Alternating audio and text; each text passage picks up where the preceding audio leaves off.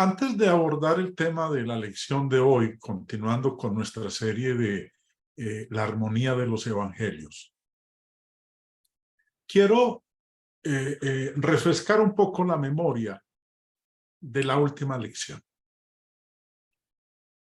Los discípulos fueron instados a no tener miedo de sus perseguidores. Y el Señor Jesús, al margen de las acusaciones que pesaran sobre ellos, les dijo a sus discípulos que la verdad no se podía mantener oculta, que la verdad saldría a la luz. Por eso quiero que recordemos las palabras que el Señor les dijo a sus discípulos, de lo cual hablamos nosotros, no en la lección anterior, sino en la anterior a la anterior. Dice, Mateo 10, 17 en adelante. Y guardaos de los hombres, porque os entregarán a los concilios y en sus sinagogas os azotarán. Y aún ante gobernadores y reyes seréis llevados por causa de mí, para testimonio a ellos y a los gentiles. Mas cuando os entreguen, no os preocupéis por cómo o qué hablaréis, porque en aquella hora os será dado lo que habéis de hablar. Porque no sois vosotros los que habláis, sino el Espíritu de vuestro Padre que habla en vosotros.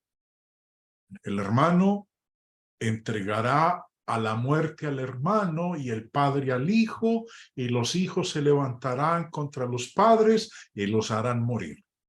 Y seréis aborrecidos de todos por causa de mi nombre, mas el que persevere hasta el fin, este será salvo. Y cuando os persigan en esta ciudad, huid a la otra, porque de cierto os digo que no acabaréis de recorrer todas las ciudades de Israel antes que venga el Hijo del Hombre. El discípulo no es más que su maestro, ni el siervo más que su señor. Bástale al discípulo ser como su maestro y al siervo como su señor. Si al padre de familia llamaron Beelzebú, ¿cuánto más a los de su casa? Como decía hace un momento, recordando, refrescando nuestra lección del jueves, porque el viernes tuvimos el paréntesis donde estábamos estudiando acerca de la venida del Señor. El Señor exhortó, instó a sus discípulos, como acabamos de leer, a que no tuvieran miedo de aquellos que los iban a perseguir y que no debían dudar en proclamar lo que Jesús les había enseñado. Que lo que Él les había dicho en secreto, ellos debían proclamarlo a la luz. La naturaleza del mensaje era de tal naturaleza que no podía mantenerse en secreto. Exigía que se gritara desde los tejados. Dice entonces, continuando con nuestro contexto en Mateo 10, empezando en el verso 26. Así que no los temáis, porque no hay nada encubierto que no haya de ser manifestado, ni oculto que no haya de saberse. Lo que os digo en tinieblas, decidlo en la luz. Y lo que oís al oído, proclamadlo desde las azoteas. Ahora, mire lo que dice en la primera parte del verso 26. Así que no los temáis. El Señor les está diciendo a sus discípulos, no se preocupen, no teman a aquellos que los van a perseguir. Es más, vamos a leer en un momentico que el Señor les va a decir a ellos, a quien realmente ustedes deben temer es a mí, a su Dios. No les teman a ellos. Podrán hacer muchas cosas, pero no les teman. Témanme a mí. Y les dice que cuando ellos hicieran eso, cuando los persiguieran, cuando la ira y el odio se dirigiera hacia ellos, a sus discípulos, era participar de lo mismo que habían hecho con el Señor Jesús. Ahora, una vez más vuelve y les dice, verso 28, y no temáis a los que matan el cuerpo, mas el alma no pueden matar. Temed más bien a aquel que puede destruir el alma y el cuerpo en el infierno. Para decirlo sencillamente, lo que Jesús está diciendo en la segunda parte de este versículo 28 es que ningún castigo que los hombres puedan imponer se puede comparar con el destino final del que haya sido culpable de infidelidad y desobediencia a Dios. Es verdad que los hombres pueden matar el cuerpo físico, pero Dios puede condenar a muerte el alma. No temáis a los que matan el cuerpo, mas el alma no pueden matar. Lo máximo que el hombre puede hacernos es matar nuestro cuerpo. El alma no la pueden matar. Y también en estos pasajes, en este pasaje, el Señor nos dice que hay cosas que son peores que la muerte física. Antes de continuar, hermanos, con este tema de temed a Dios y no al hombre, quiero hacer un paréntesis para enfocarnos en lo que el Señor dice en el verso 28. Temed, la última parte del verso 28, temed más bien a aquel que puede destruir el alma y el cuerpo en el infierno. Entonces, en este paréntesis, quiero que hablemos de esto. El infierno. ¿Es el infierno un lugar de castigo consciente? ¿Es verdad que el infierno significa un lugar de castigo, un lugar de tormento, un lugar de juicio en donde las personas van a estar conscientes? Porque existen en el mundo religioso de hoy algunas religiones que están tratando de convencer a otros que el infierno no existe. O que sí existe, no es ningún lugar de castigo. En el esfuerzo que ellos hacen por evadir la palabra del Señor sobre el infierno, el hombre lo que ha hecho es pervertir algunas de las palabras que el Señor utilizó. Y en este versículo 28, la palabra en la cual se han enfocado con el objetivo de pervertir su significado es cuando el Señor dice destruir. Temed más bien a aquel que puede destruir el alma y el cuerpo en el infierno. El hombre, burlándose de la realidad del infierno, pregunta, ¿cómo puede alguien ser destruido y seguir existiendo para ser torturado, para ser quemado? Bueno, si hicieran alguna investigación, aprenderían que el término destruir, como el término matar o muerte, no significa aniquilación, sino que significa simplemente separación. El término destruir viene de este término griego. Y nos dice el señor Vine que significa la idea que comunica no es la de extinción. La palabra destruir, la idea que comunica no es la de extinción, sino de ruina. Ruina, no del ser, sino del bienestar. Esto queda claro basado en el uso que se le da, como por ejemplo, de la rotura de los cueros de vino, de la oveja perdida, esto es, perdida para el pastor, lo que es metáfora de la destitución espiritual, de la comida que perece, de la pérdida de bienestar en el caso de los perdidos en el más allá. Normalmente, cuando uno lee el término, la palabra destruir, lo asocia con extinción, con inexistencia. Pero vemos aquí, en el término original, en la palabra griega, que no significa eso. No significa entrar en inexistencia, ser extinto, desaparecer, sino que es la pérdida del bienestar. No de la existencia de uno, no del ser de uno, sino del bienestar. Pero como dice en la parte final, de la pérdida de bienestar en el caso de los perdidos en el más allá.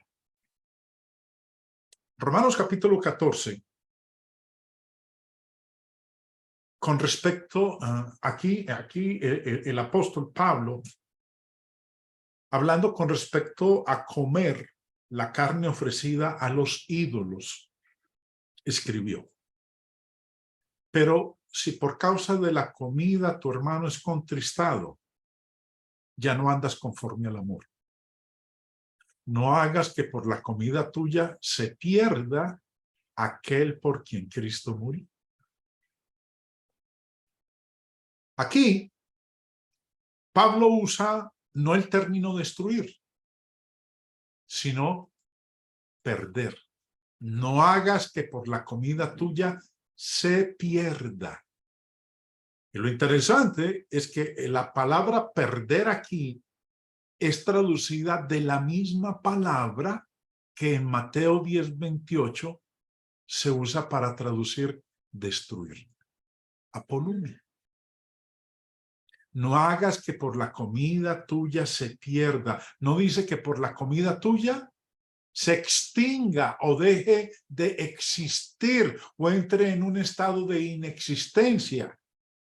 Aquí no cabría esa idea bajo ninguna circunstancia. Pablo lo que está hablando aquí es porque estaba preocupado que un miembro se hiciera débil y dejara el reino del Señor como resultado del abuso de la libertad. En otras palabras, se separara de Dios. No hagas que por la comida tuya deje a Cristo, aquel por quien Cristo murió.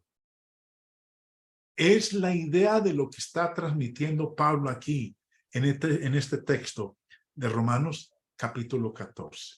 Además, volviendo a recordar lo que nos explica el señor Vine en su diccionario, dice, la idea que comunica no es la de extinción, sino de ruina, no del ser, sino del bienestar. O como lo expresa en la Biblia de las Américas, el texto de Romanos 14:15, la Reina Valera dice, no hagas que por la comida tuya se pierda. Ahora, leámoslo como lo vierte la Biblia de las Américas, porque si por causa de la comida tu hermano se entristece, ya no andas conforme al amor. No destruyas con tu comida aquel por quien Cristo murió. Miren el contraste. La Biblia de las Américas lo traduce como destruir, el término apolumi, mientras que la Reina Valera lo traduce como perder, y con ello mostrándonos que la idea no es de que entra en un estado de inexistencia, de aniquilación, sino que se separa de Dios, deja a Dios. Señor Thayer, en su léxico griego, También nos dice con respecto al término apolumi, dedicar o entregar a la miseria eterna. Hace un momento había dicho yo, hermanos, que la palabra muerte en la Biblia nunca es expuesta como el fin del ser, sino el fin del bienestar. Y eso es algo que nosotros hemos de tener bien presente, porque como decía al inicio en la lección, hay grupos religiosos hoy que enseñan que muerte significa inexistencia, aniquilación. Pero no, cuando uno le pone cuidado al uso de la palabra muerte en la Biblia, nunca es expuesta como el fin del ser, sino el fin del bienestar. Hebreos 9:27 nos habla de algo que Dios tiene ya establecido, y es lo siguiente: de la manera que está establecido para los hombres, que mueran una sola vez. Vamos a morir. Y está establecido que la muerte ocurre una sola vez. El término morir o mueran viene de este término griego. Y nos dice el señor Vine que significa, así como la vida no significa mera inexistencia, de la misma manera la muerte, lo opuesto a la vida, nunca significa inexistencia. La muerte no es el fin. Las personas cuando mueren no entran en un estado de inexistencia, siguen existiendo. Siguen vivos.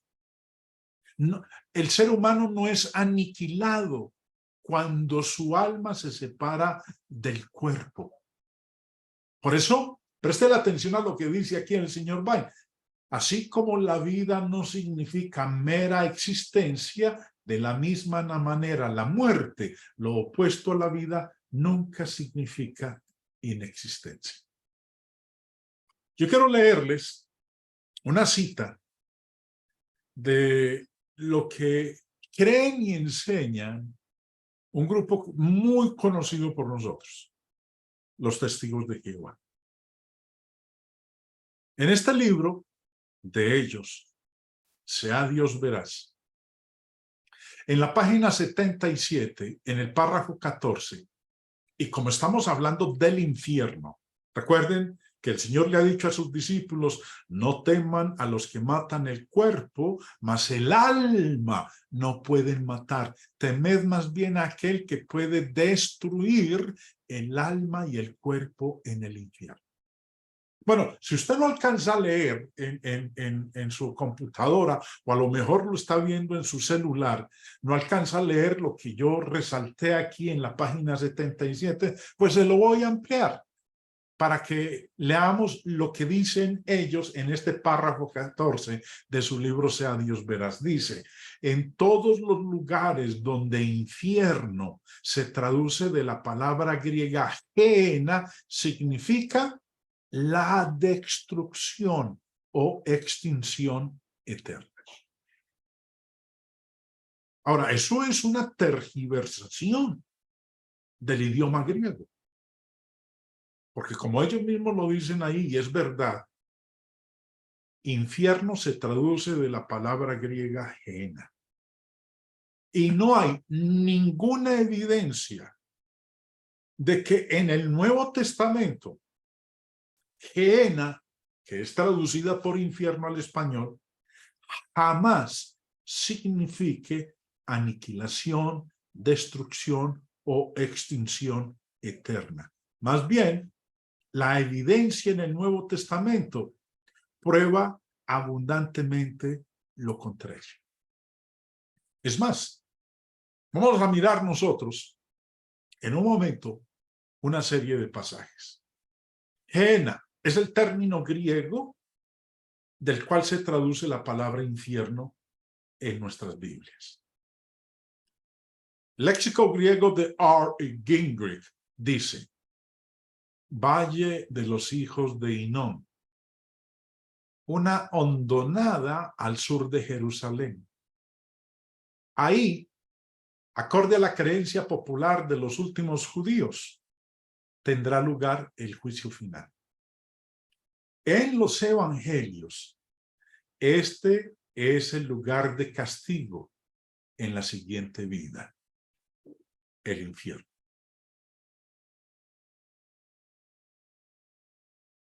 Quiero que leamos a continuación algunos pasajes donde se nos enseña la realidad del tormento o del castigo, pero consciente.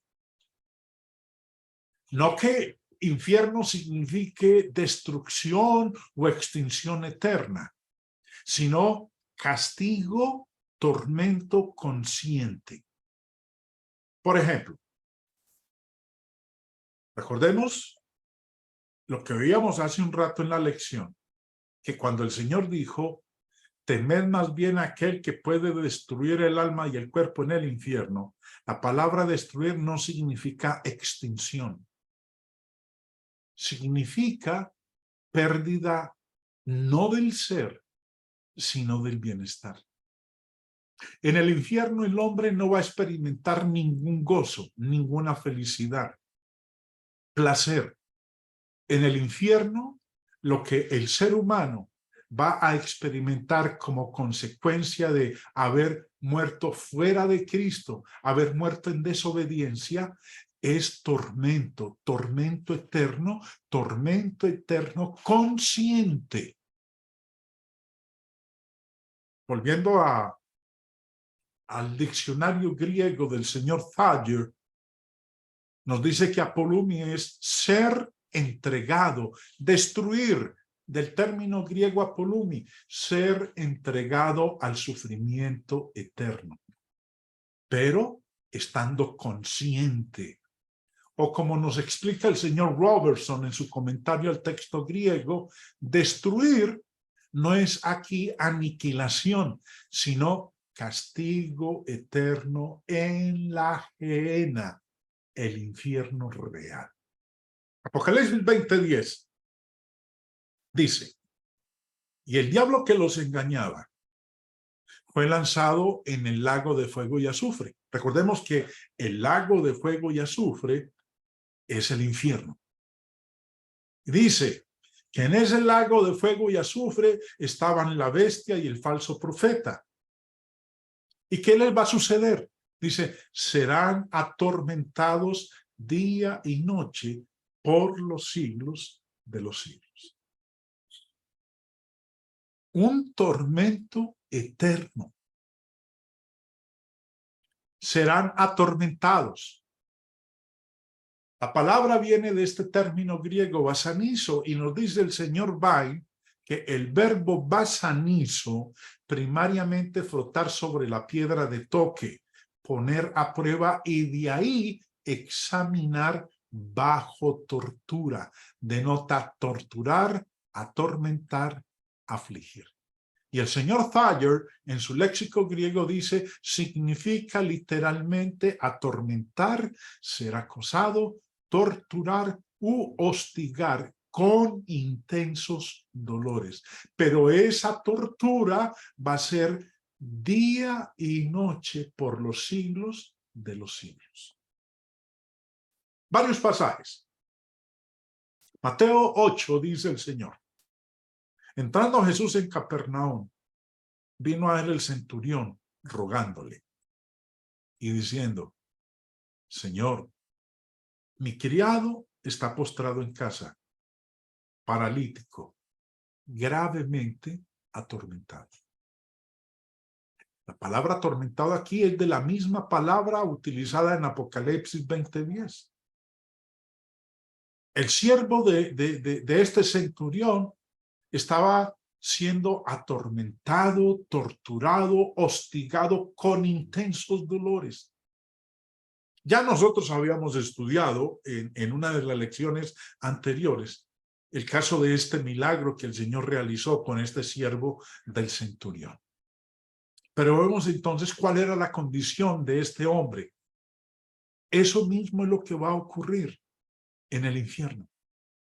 Pero estando conscientes, no entramos a un estado de aniquilación o inexistencia. Mateo 8, cuando llegó a la otra orilla, a la tierra de los Gadarenos, vinieron a su encuentro dos endemoniados que salían de los sepulcros, feroces en gran manera, tanto que nadie podía pasar por aquel camino. Y clamaron diciendo: ¿qué tienes con nosotros, Jesús, Hijo de Dios? ¿Has venido acá para atormentarnos antes de tiempo? Mire, ellos sabían lo que les esperaba. Cuando Jesús venga por segunda vez, el diablo y sus ángeles van a ser arrojados al infierno. ¿Para qué? Para ser atormentados. Y le dijeron al Señor: ¿has venido aquí para atormentarnos antes de tiempo? El mismo término. Atormentar, ser acosado. ¿Has venido aquí para acosarnos antes de tiempo? ¿Has venido aquí para torturarnos u hostigarnos con intensos dolores antes de tiempo? Lucas 8. Al llegar él a tierra, vino a su encuentro un hombre de la ciudad, endemoniado desde hacía mucho tiempo, y no vestía ropa ni moraba en casa, sino en los sepulcros. Este, al ver a Jesús, lanzó un grito y postrándose a sus pies, exclamó a gran voz: ¿qué tienes conmigo, Jesús, Hijo del Dios Altísimo? Te ruego que no me atormentes. Te ruego que no me tortures, me hostigues con intensos dolores. El hombre podrá seguir negando la realidad del tormento eterno, pero esto es algo que está claramente revelado en las páginas del Nuevo Testamento. Apocalipsis 14. Él también beberá del vino de la ira de Dios, que ha sido vaciado puro en el cáliz de su ira, y será atormentado con fuego y azufre delante de los santos ángeles del Cordero. Y el humo de su tormento, el mismo término, el humo de su tortura, de su acosamiento, de su hostigación con intensos dolores, sube por los siglos de los siglos, y no tienen reposo de día ni de noche los que adoran a la bestia y a su imagen, ni nadie que recibe la marca de su nombre. Las Escrituras enseñan claramente el castigo y tormento conscientes y eternos para los que rechacen a Cristo como el Señor. Y el lenguaje de los pasajes que acabamos de leer no deja lugar a dudas en cuanto a lo que espera, a lo que el Señor dijo para todos aquellos que opten por morir sin Cristo y en rechazo a su palabra. Por eso les decía en Mateo 10, no temáis a los que matan el cuerpo, mas el alma no pueden matar. Temed más bien a aquel que puede destruir el alma y el cuerpo en el infierno. Romanos 2, Pablo aquí nos habla de lo que le espera al hombre. Dice: pero por tu dureza y por tu corazón no arrepentido, atesoras para ti mismo ira para el día de la ira y de la revelación del justo juicio de Dios, el cual pagará a cada uno conforme a sus obras. Vida eterna a los que, perseverando en bien hacer, buscan gloria y honra e inmortalidad. Pero ira y enojo a los que son contenciosos y no obedecen a la verdad, sino que obedecen a la injusticia. Tribulación y angustia sobre todo ser humano que hace lo malo, el judío primeramente y también el griego. Pero gloria y honra y paz a todo el que hace lo bueno, al judío primeramente y también al griego, porque no hay acepción de personas para con Dios. Nuevamente, porque dice Apocalipsis 20:10, y el diablo que los engañaba fue lanzado en el lago de fuego y azufre, donde estaban la bestia y el falso profeta, y serán atormentados día y noche por los siglos de los siglos. Esa era la razón por la cual el Señor le había venido diciendo a sus discípulos en esta comisión limitada de que fueran y le predicaran solamente a las ovejas perdidas de la casa de Israel. Y también les advirtió de las persecuciones que ellos experimentarían. Y les dijo, no les tengan miedo. Lo máximo que pueden hacer ellos es matar el cuerpo, pero el alma no la pueden matar. Teman más bien a Dios, aquel que puede destruir el alma y el cuerpo en el infierno. Continuando, el Señor les dice ahora en el verso 29, ¿no se venden 2 pajarillos por un cuarto? Con todo, ni uno de ellos cae a tierra sin vuestro Padre. No se venden 2 pajarillos por un cuarto. ¿Qué fue lo que quiso decir el Señor aquí con estas palabras? Bueno, quiero leerles el comentario del señor Bach. Mateo dice que 2 pajarillos se venden por 1 céntimo. Y sin embargo, ninguno de ellos cae al suelo sin que Dios lo sepa. Lucas nos da este dicho de Jesús en una forma ligeramente diferente. ¿No se venden 5 pajarillos por 2 céntimos? Pues Dios no se ha olvidado de ninguno de ellos. Lucas 12:6. El punto es el siguiente. 2 pajarillos se vendían por 1 céntimo. La moneda que se menciona aquí era el asarión, que era una 16ª parte de un denarius. Un denarius sería aproximadamente 7 céntimos. Así que el asarión sería medio céntimo. Recuerden que el denario era la paga por un día de trabajo. Sigue diciendo el señor Barclay. Pero si el comprador estaba dispuesto a gastarse 2 céntimos, le daban no 4 pajarillos, sino 5. Le daban uno de propina como si no tuviera ningún valor. Dios se cuida aún del pajarillo que se da de propina y que nadie considera que tiene ningún valor. Hasta el pajarillo olvidado le es querido a Dios. La imagen es aún más pictórica. En este contexto, la palabra caer nos hace pensar naturalmente en la muerte. Pero lo más probable es que el texto griego sea traducción de un original arameo en el que la misma palabra quiere decir posarse en el suelo. No es que Dios se fije solamente en el pajarillo cuando cae muerto, es mucho más que eso. Es que Dios se fija en el pajarillo cada vez que se pasa y salta sobre el suelo. Así es que el razonamiento de Jesús es que si Dios se cuida tan constantemente de los pajarillos, ¿cuánto más se cuidará de las personas? Dios cuida de nosotros. Dios vela por nosotros. Dios está pendiente de todos nosotros. Es más, dice en el verso 30, pues aún vuestros cabellos están todos contados. Así que no temáis. Más valéis vosotros que muchos pajarillos. Si Dios cuida de los pajarillos, no cabe duda que cuidará de las personas. Más aún de sus hijos.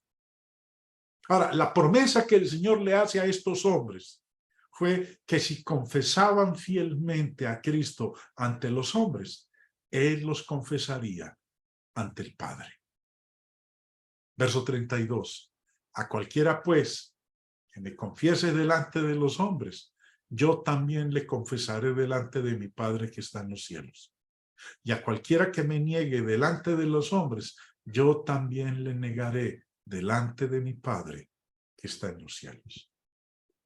Por eso, lo que el Señor le decía a sus discípulos, los envío para que lleven el mensaje a las ovejas perdidas de la casa de Israel.